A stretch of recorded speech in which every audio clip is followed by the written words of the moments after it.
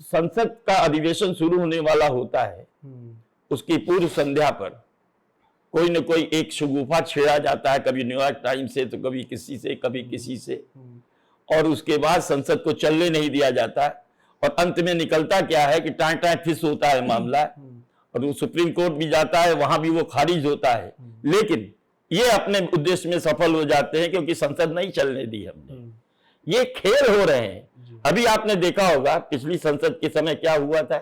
अरे मैं कहता हूं कि अडानी के पीछे आप पड़े रहिए, कोई दिक्कत नहीं है, लेकिन अडानी को किसने दिया है? सबसे पहले नरसिम्हा राव ने उनको दिया था। और आप सोचिए कि राजस्थान सरकार ने 60,000 करोड़ का दिया है। जब अघाड़ी की सरकार थी जिसमें कांग्रेस शामिल थी, बंबई पोर्ट वो दिया आपने महाराष्ट्र में। आप सोचिए बंगाल में वो फोर्स लेके क्या जीप घोटाला सबसे पहले नेहरू जी के जमाने में हुआ था, और उसके बाद ये हथियारों का सौदा नहीं होता था। हमें याद है कि केजीबी का एक एजेंट था जो कि पत्रकार बन के यहाँ रह रहा था, उसने पुस्तक में लिखा है कि पूरा परिवार जो है पेरोल पे था, आज तक उसका खंडन नहीं आया। मित्रों की आर्काइव नाम से वो। तो आप सोचिए जरा सा कि क्या स्थिति है आज। इंडिया का मतलब जानते हैं आप क्या है? आप अगर डिक्शनरी देखिएगा तो गरीब, मूर्ख, जाहिल, American Indians, Australian Indians, Maori जो है न्यूजीलैंड के इंडियंस, ये इनको पिछड़ा हुआ माने नकारात्मक, इनके पीछे नेगेटिव सोच ये रही है।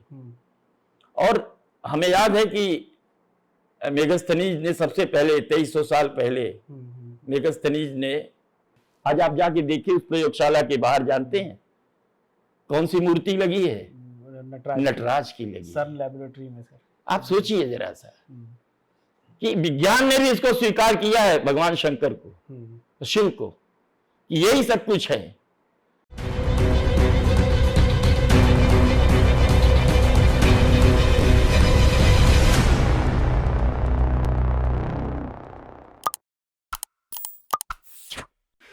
जय हिंद, वंदे मातरम। एक्सपोज टाइम्स में आपका स्वागत है। मैं हूं मोनेश श्रीवास्तव। आइए बात करते हैं पद्मपति शर्मा जी से कि जब यहाँ G20 हो रहा था भारत में, उस समय राहुल गांधी यूरोपियन कंट्रीज में जाके वहाँ पे फिर वही राग अलापते हैं, एंटी इंडिया, चाइना के फेवर में बोलना, जो अभी लेटेस्ट घटनाक्रम हुआ।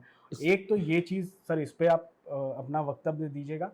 दूसरा, जो इंडिया बनाम भारत हो गया है, एक नया एक विवाद शुरू हुआ है, इन दोनों मुद्दों पे सर बताइएगा। देखिए, पहली बात तो ये कि हमारे देखे में मेरा जो पत्रकारिता का अनुभव है 45 साल से ज्यादा का है, मुझे याद नहीं आता कि किसी नेता विरोध पक्ष ने विदेश में जाके सरकार की स्तुति करने की बजाय, सरकार की प्रशंसा करने की बजाय, देश की प्रशंसा करने की बजाय देश की आलोचना की, सरकार की आलोचना की और व्यक्ति विशेष प्रधानमंत्री को लपेटा। ये पहली बार हुआ है। और ये आप विरोध कीजिए मोदी का, दो राग नहीं, लेकिन विरोध करते करते आप देश का विरोध करने लगे, इससे ज्यादा तो अपमानजनक कुछ हो नहीं सकता। और पूरा देश चुप है, चुप नहीं है, वो देश जवाब देगा इनको, याद रखिएगा। लोकतंत्र खतरे में, और कहते क्या है, अमेरिका और ब्रिटेन से कहते हैं कि आप लोग लोकतंत्र के पहलू हैं, आप बचाइए। अरे शर्म नहीं आती? कहां है लोकतंत्र खतरे में? क्या जितनी भी संवैधानिक संस्थाएं थी उन पर अधिकार हो चुका है? कहां अधिकार हुआ है भाई? तुम प्रचंड बहुमत से कर्नाटक में जीतते हो, तुम हिमाचल में जीतते हो, अभी घोसी में जो है 42,000 वोट से आप जीते हो। क्या है ये? लोकतंत्र खतरे में नहीं है ना। और जब तुम हारते हो तो लोकतंत्र खतरे में हो जाता है। ईवीएम मशीन जो है, वोटिंग मशीन है, वो भी इसमें खेल होने लगते हैं, और जब जीतते हो तो खेल नहीं होते। ये तमाम तरह की बातें हैं, उलझुल बातें हैं। दरअसल क्या है, इनका प्रोपेगेंडा है। एक सज्जन है, क्या तो नाम है उनका, समझे आप, और वो जाते, अरे उन्होंने ही कहा था कि 84 में जो है सिखों को जो नरसंहार हुआ तो हुआ। हाँ सर, नाम हाँ, वो नाम इस समय विस्मरण हो गया है। तो ये लोग खेल खेलते हैं और ये सोचते हैं कि वहां से लेकर के जो है सरकार, और कहते क्या है उसने पूछा कि सैम साहब, पित्रोदा नाम से। Sam Pitroda, yes. तो कहते क्या है कि साहब आप ये बताइए कि ये मुस्लिम लीग क्या है? बोला मुस्लिम लीग बहुत अच्छी संस्था है। आप बताइए कि जिसने देश का विभाजन कराया जी।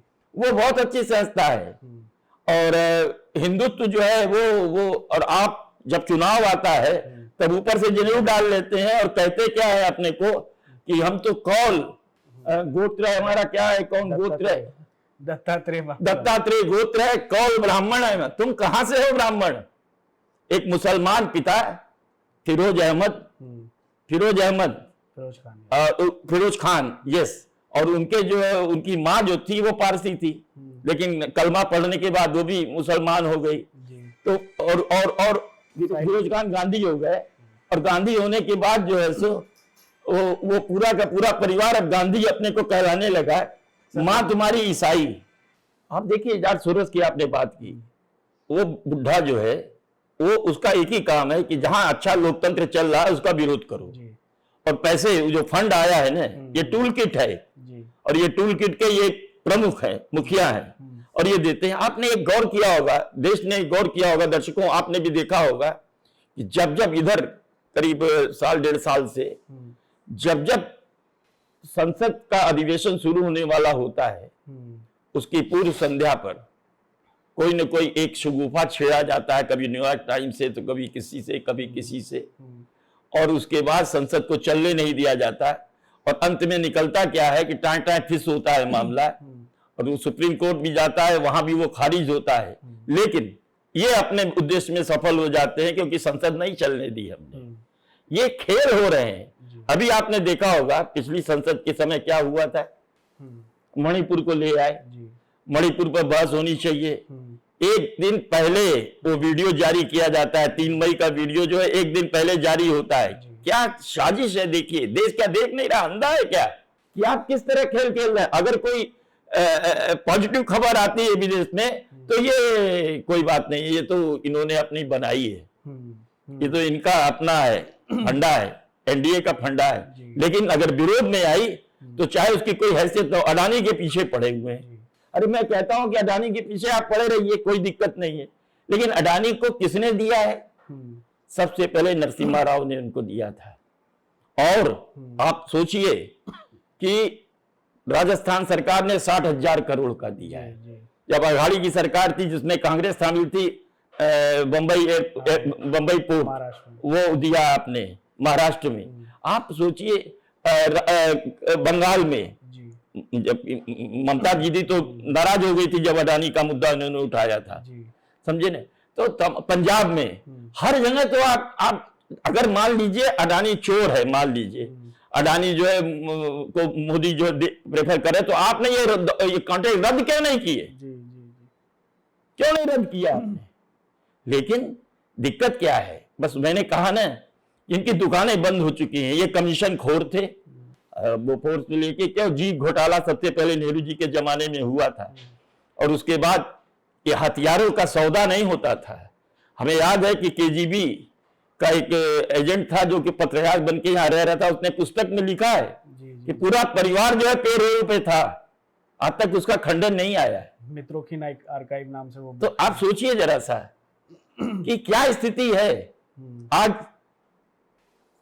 हिंदुत्व की गाली दे रहे हैं, राम को कह रहे हैं कि साहब बड़ा खुशी है, सब है, और राम का कितना विरोध किया था। सोनिया गांधी ने सुप्रीम कोर्ट में कहा था कि राम एक काल्पनिक पात्र है, और ये राम सेतु नहीं है, एडम ब्रिज है, एडम ब्रिज है।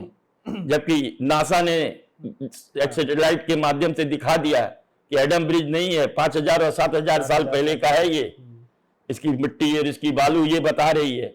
तो तमाम चीजें हैं, ये बौखलाए हुए हैं। दरअसल सत्ता चली गई, कमीशन गायब हो गया, चौकीदार चोर है, राफेल सरकार और सरकार के बीच में सौदा हुआ है। और आप देखिए कि आज भारत की क्या स्थिति है, 18,000 करोड़ का एक्सपोर्ट हो रहा है शस्त्रों का, जबकि हमारे जमाने में मतलब यूपीए के जमाने में, मोदी के पहले सारा का सारा इंपोर्ट होता था, और इंपोर्ट ही नहीं होता था बल्कि जो है इतनी बड़ी कमीशन खोरी होती थी उसमें कि जिसका 1 रुपया दाम हो उसका 3 रुपया होता था। वो सब बंद हो गया, हर तरफ से दुकानें बंद हो गई। ईडी, सीबीआई, इनकम टैक्स कहते हैं कि इनके जेब में है। मैं कहता हूं कि ठीक है जेब में है, क्यों नहीं कहता कोई कि हाँ साहब मैं बेकसूर हूं? किसी ने तो ये नहीं कहा मैं बेकसूर हूं। सब पर कार्रवाई हो रही है, कार्रवाई क्यों हो रही है इस पर इनको दिक्कत है। तो ये तमाम चीजें हैं, क्या करिएगा। ये जो है सच्चाई ये है कि दूरदर्शन पे टेलीविजन के डिबेट आप देखिए क्या होता है। सरकार का पक्ष जो रहता है, पक्षधर, वो अपनी बात कहता है, वो चुपचाप सुनता है इनकी बात, लेकिन जब वो सफाई देने लगता है, जवाब देने लगता है, तो ये शुरू हो जाता है इनका कि वो जनता तक उसकी आवाज न पहुंचे। ये क्या है? ये क्या है? क्या ये साजिश नहीं है कि रणनीति के तहत नहीं हो रहा है? और ऐसे ऐसे घिनौने आरोप लगते हैं। एक सज्जन है, हरा कुर्ता पहन के आते हैं, कभी नींबू दिखाते हैं, कभी टमाटर दिखाते हैं, लेकिन जब उनके दाम गिर जाते हैं तो वो गायब हो जाते हैं। हाँ, तो ये इस तरह के खेल हो रहे हैं। एक सज्जन है, प्रोफेसर है राजद के, मालूम नहीं कहां से वो प्रोफेसर हो गए बेचारे। करते क्या है, अपनी बात करते हैं तो कोई डिस्टर्ब नहीं करता, दूसरा कोई बोलता है, खास तौर से अगर सरकार का पक्ष का कोई बोल रहा है तो उसके बीच में शुरू हो जाते हैं। तो ये खेल हो रहे हैं। तो ये अब इनको तकलीफ इस बात की है, अरे तुम्हारा नुकसान होगा इससे, तुम अपनी बात नहीं कह पाओगे।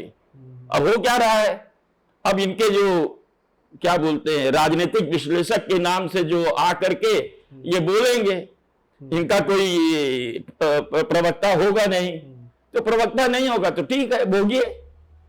सर आपने एक चीज कही, जो राम को लेके एक धर्म की बात कही आपने, तो अभी कुछ दिन पहले आपके स्टालिन जो हैं वहाँ, उदयनिधि स्टालिन डीएमके के नेता हैं और वहाँ सरकार में मंत्री भी हैं, और उसके बाद से एक ऐसा मतलब बवंडर मचा हुआ है, सनातन का विरोध, सनातन की समाप्ति, सनातन का नाश।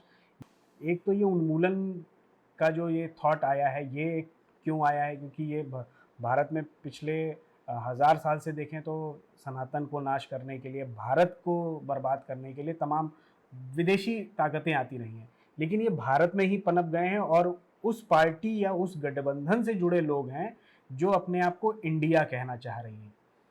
उसे हम इंडिया नहीं कहेंगे, इंडी गठबंधन ही कहेंगे, लेकिन वो अपने आप को इंडिया मतलब भारत बताने की कोशिश में है, और भारत का जो मूल धर्म है उसी के सत्यानाश पे तुले हुए। ये क्या नया शिगुफा है सर? देखिए, आपका दो सवाल है जी, एक सनातन पर है और एक भारत पे है जी। बहुत पहले से ये चर्चा हो रही थी कि साहब दुनिया में शायद कोई दूसरा देश होगा जी जी जी कि जहां उस देश के दो नाम हों, अंग्रेजी में कुछ और हिंदी में कुछ। इंडिया का मतलब जानते हैं आप क्या है? आप अगर डिक्शनरी देखिएगा तो गरीब, मूर्ख, जाहिल, American Indians, Australian Indians, Maori जो है न्यूजीलैंड के इंडियंस, ये इनको पिछड़ा हुआ माने नकारात्मक, इनके पीछे नेगेटिव सोच ये रही है। और हमें याद है कि मेगस्थनीज ने सबसे पहले 2300 साल पहले मेगस्थनीज ने वो चंद्रगुप्त मौर्य के दरबार में आया था। अच्छा। और वहां उसने इंडी शब्द कहा था, INDI, इंडी, और बाद में फिर उसको इंडिया कहा, और उसने बताया था कि किस तरह से यहाँ की व्यवस्था है, किस तरह से लोग सौहार्द और प्रेम से रहते हैं। यहाँ पर यूनान की तरह से, रोम की तरह से मिला जुला हिसाब किताब है, सब कुछ है, अच्छा है, वहां से चला। लेकिन भारत जो शब्द है वो भरत से शुरू होता है, दुष्यंत और शकुंतला का पुत्र भरत, वहां से जो भारत आता है वो एक बहुत बड़ी बात है। और ये संविधान में भी कहा गया कि भाई इंडिया मीन्स भारत। ये सवाल बार बार उठता रहा है। मुलायम सिंह ने स्वयं विधानसभा में जब मुख्यमंत्री थे तो उन्होंने कहा था कि इंडिया शब्द को गायब कर देना चाहिए, भारत शब्द को लाना चाहिए। आज उनका बेटा जो है वो कह रहा है कि क्यों इंडिया को कर दिया। ये मतलब क्या खेल है पता नहीं। तो आप ये सोचिए कि भारत शब्द से इनको नफरत है, क्योंकि इनका जो गठबंधन है वो भी इंडी है, इंडी, अब इसको इंडिया बता रहे हैं ताकि सोच रहे हैं कि भावनात्मक लाभ उठा लें, इसका कोई लाभ नहीं मिलने वाला है। भारत चोर भारत रहे है, हैं। भारत भारत है और भारत को इंडिया कहना भी गलत है। मेरा ये मानना है कि आगे आने वाले समय में ये सरकार इस पे कानून लाए और ये इंडिया शब्द को गायब किया जाए। इसकी शुरुआत हुई मुर्मू जी के निमंत्रण से और वहीं से कंट्रोवर्सी शुरू होती है। जी जी जी समझ रहे हैं कि जो उन्होंने लिखा कि प्रेसिडेंट ऑफ भारत। जी। तो दूसरा एक उदाहरण मिला सर, जो मोदी जी जिस G20 के समिट को एड्रेस कर रहे थे वहां पे वहां भी भारत भारत लिखा हुआ है। इनके जो प्लेन है उस पर भी भारत लिखा हुआ है। जी, जी। तो क्या बुरा है? जी, भारत कोई गलत शब्द तो है नहीं, भारत तो मूल नाम ही है। मूल नाम भारत का है जी और इंडिया तो अंग्रेजी का शब्द है। जी। हम अंग्रेजी को क्यों ढोएंगे? आप ढोइए अंग्रेजी, हम्म। आप ढोइए ना अंग्रेजी को, हम अंग्रेजी को नहीं ढोएंगे। सर मुझे लगता है कि जो ये अलायंस का नाम जो इन्होंने दिया है, इंडी अलायंस, इसकी वजह से भारत की जनता इंडिया और भारत का जो वास्तविक नाम है, वास्तविक उसका जो कारण है, उसका वो डिफरेंस समझ रही जानने लग है, जाएगी। उसका डिफरेंस भी समझ रही है कि अंतर क्या है हाँ।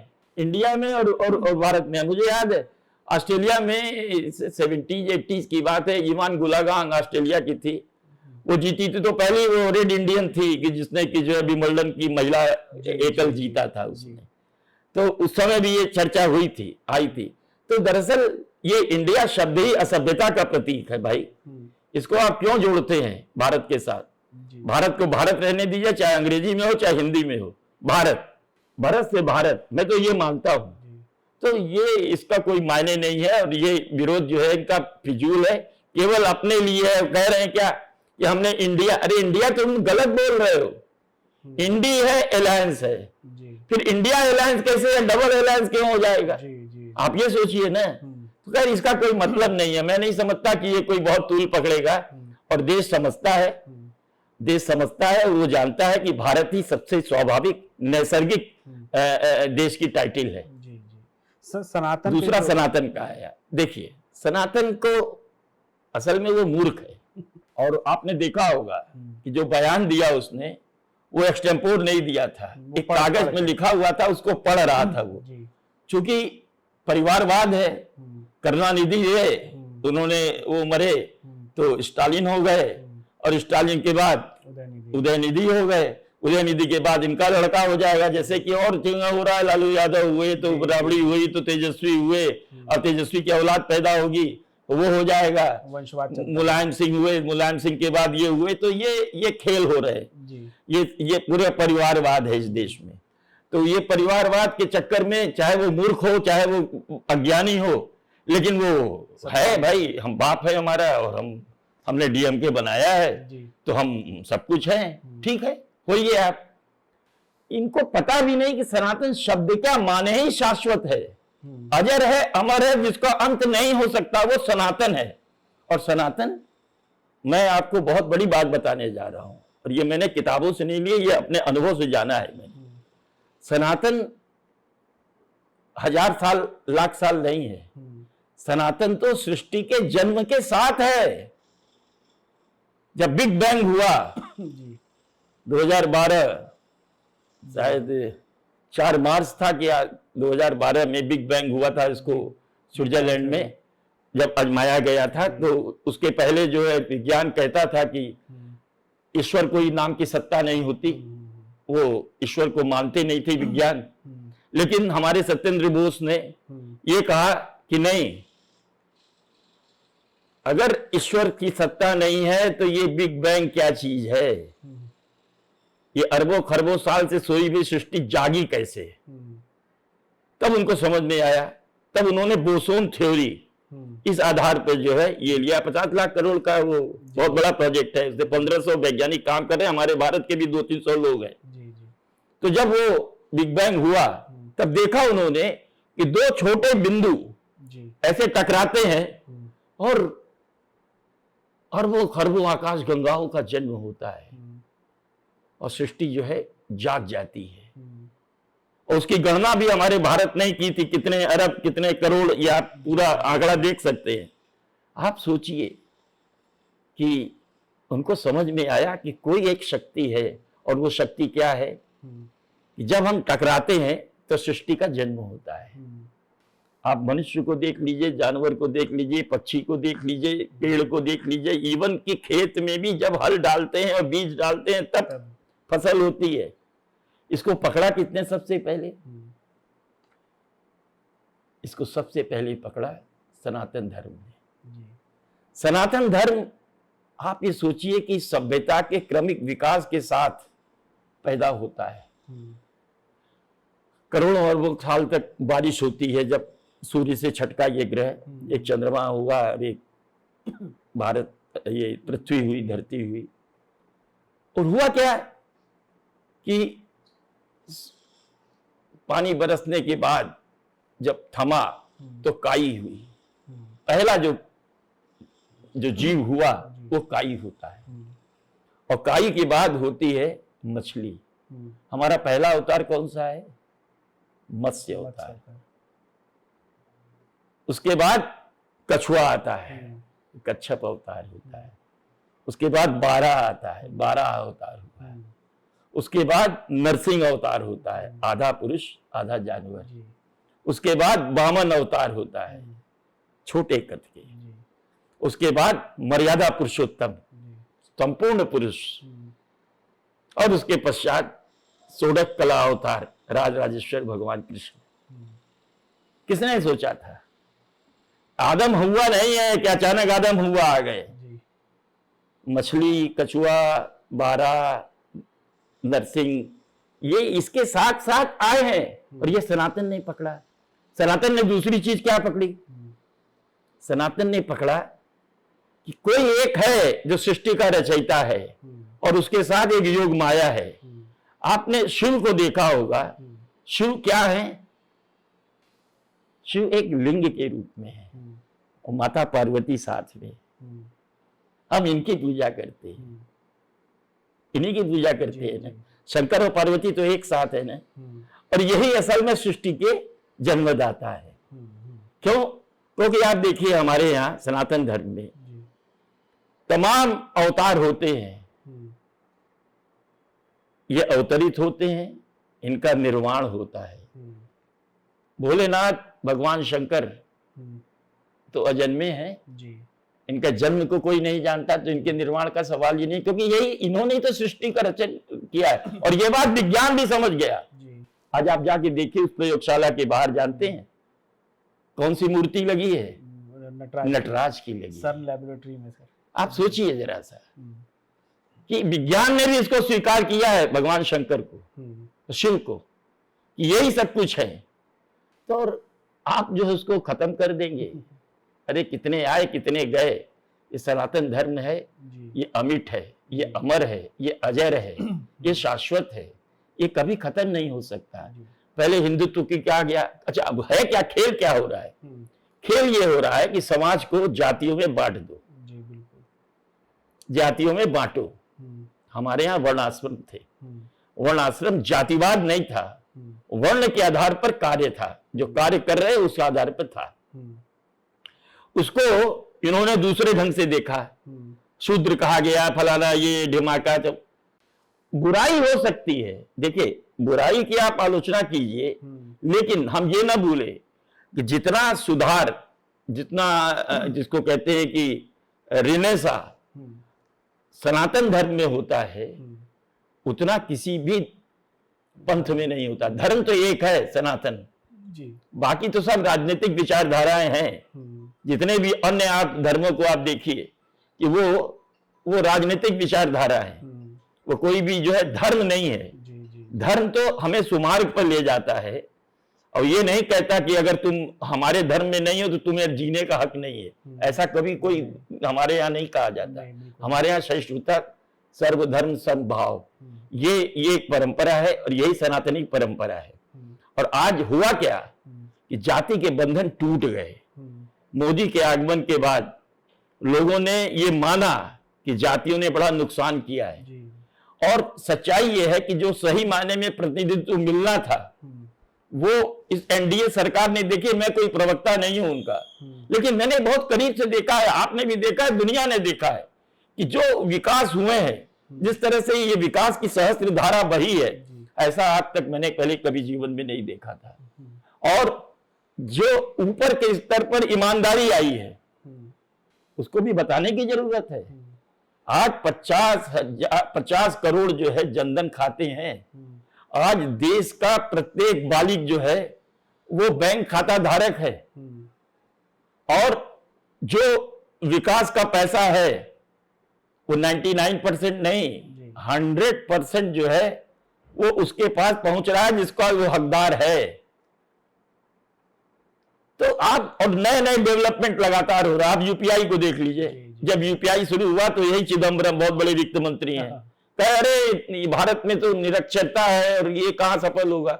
और दुनिया का सबसे सफल यूपीआई है। ज्यादा ट्रांजैक्शन यूपीआई में करने वाला इंडिया है। 10 सेकंड और 20 सेकंड के अंदर आप पैसा आप दे सकते हैं, कहीं भी दे सकते हैं। विदेशी आए जब समिट में, इन्होंने खरीदारी की यूपीआई के माध्यम से, और पूरी दुनिया यूपीआई को रिकॉग्नाइज करने जा रही है। कई देशों ने तो स्वीकार भी कर लिया, आप एफिल टावर पर खड़े होकर के आप यूपीआई से भुगतान कर सकते हैं। तो ये सारे जो डेवलपमेंट हुए हैं, जो विकास हुआ है, शौचालय जब बनाया तब बड़े चिल्लाए कि बताइए ये शौचालय बना रहे हैं। आज 13 करोड़ शौचालय बन गए। 13 करोड़ का मतलब जानते हैं कि एक शौचालय के पीछे अगर 4 आदमी भी हैं तो 52 करोड़ लोग सीधे सीधे लाभान्वित होते हैं। गैस दी गई, करीब करीब 10 करोड़ लोगों के यहाँ गैस गई है। 40-50 करोड़ वैसे लाभान्वित होते हैं। लाइट गई, आयुष्मान योजना गई, 50-60 करोड़ आयुष्मान योजना से जुड़े। अरे आज के जमाने में होता क्या, जब अस्पताल जाते हैं आप तो इलाज के पहले ही आप महंगे हो चुके होते हैं, आपका मकान गिरवी रखा जा चुका है, क्योंकि आपको टेस्ट कराने हैं बड़े बड़े, बिल्कुल टेस्ट कराने में सारा पैसा चला जाता है। आज क्या है, 5 लाख तक का इलाज मुफ्त है परिवार में। आप और क्या चाहिए आपको। इस तरह के मकान मिल रहे हैं कितने। और महिलाओं को देखिए आप, ज्यादातर मकान महिलाओं को आवंटित किए जा रहे हैं। जल से नल की योजना आ रही है, हर घरों में नल पहुंच रहा। 60% काम हो चुका है, धीमा है लेकिन हो रहा है ना। तो ये सारी चीजें, और सबसे बड़ी बात, जिस वोट बैंक पे वोट लिए गए उसके लिए कभी कुछ नहीं किया गया। मेरा कहने का मतलब है उन मुसलमान भाइयों से, बहनों से, कि जिनको सबसे ज्यादा लाभ इस विकास का मिला है। 20% आबादी, आप आंकड़ा देख लीजिए तो 35% लाभ इन्होंने उठाया है। और ठीक है, आज भी वो विरोध करते हैं, लेकिन अब इस वर्ग को भी समझ में आ रहा है कि कौन हमारी चिंता करता है, कौन हमारा वोट लेता है। तो ये धीरे धीरे सारी चीजें बदल रही है, और हमें लगता है कि सनातन का विरोध करना अपने पैर पर कुल्हाड़ी मारना है। और ये मुद्दा बनेगा, चुनाव में सबसे बड़ा मुद्दा बनेगा। भाजपा को बैठे बैठाए आपने एक मुद्दा दे दिया। अरे एक मंत्री तो यहां तक कहता है कि गठबंधन का जन्म ही सनातन के नाश के लिए हुआ है, बताइए। और बोल नहीं फूट रहे हैं लोगों के। एक कृष्ण भगवान का मंदिर बनवा रहे हैं, वो बेचारे चुप हो गए, लेकिन बाकी लोगों के क्या हुआ, मुंह सिल गए, क्या बात हो गई। तो इसलिए कोई इसका अर्थ नहीं है, और ये मुंह की खाएंगे, आप देखिएगा। और एका तो हो ही नहीं सकता इनमें। अभी से शुरू हो गया है असंतोष का स्वर, तो करने दीजिए इनको, इनके करने से कुछ नहीं होता है। और हमें लगता है कि जो अभी जी समिट हुआ है, मैं समझता हूं कि इतनी सफलता, कहते हैं इवेंट बनाया, क्या गलत किया भाई। बिल्कुल जी समिट और भी होते थे। अभी कोई एक जगह, कोई 2 जगह हो गया तो हो गया। यहां आप देखिए कि 58-59 शहरों को शामिल किया गया। पूरी देश ने जी समिट के प्रतिनिधि जो हजारों की संख्या में आए, अलग अलग। आप देखिए बनारस में कम से कम 3-4-5 जो है सो समिट हुए होंगे, अभी भी चल रही है। तो आप ये देखिए, उन्होंने देखा कि भारत है क्या। जम्मू कश्मीर साहब, यहां पर तो बताइए गुर्बत है, बर्बादी है, मुसलमानों के संग अन्याय हो रहा है। 370 खत्म हो गया, और वहां जो लाल चौक पे जो है कभी तिरंगा नहीं, वहां पर हरे झंडे लहराए जाते थे, वहां तिरंगा शान के साथ लहरा रहा है, और लाइटिंग हो रही है, विकास के कार्य हो रहे हैं। और G20 के समिट ने देखा। और दूसरा आप देखिए कि कितने लाभ की बात, ये कॉरिडोर बन रहा है जो चाइना के कॉरिडोर के खिलाफ, इसमें सबसे बड़ा लाभ किसको होना है, भारत को होना है। पोर्ट, रेलवे लाइन, और मुझे लगता है कि इसका मुख्यालय भी भारत में ही बनेगा, आप देखिएगा। सोलर अलायंस, आज भारत जो है सौर ऊर्जा के अंदर, अभी आज मैं सवेरे पढ़ रहा था, चीन से निर्भरता घटती जा रही है। 75% जो है आयात कम हुआ है चीन से सौर ऊर्जा के संबंध में, और हम आत्मनिर्भर होते जा रहे हैं। डिफेंस में हम आत्मनिर्भर होते जा रहे हैं। तमाम चीजें सामने आ रही हैं, तो इनको आप नहीं देख रहे हैं जी समिट को। और सबसे बड़ी उपलब्धि क्या हुई है, आप देखिए कि अफ्रीकन यूनियन को शामिल किया गया, G21 हो गया है, और उसके साथ 53 देश आ गए हैं, और वो गरीबी से। विश्व बंधुत्व का नारा दिया गया, यूं नहीं है, एक पृथ्वी, एक परिवार, एक देश, ये होना चाहिए। सर्वे न सुखिनो क्या है, भवन्तु सर्वे सन्तु निरामया।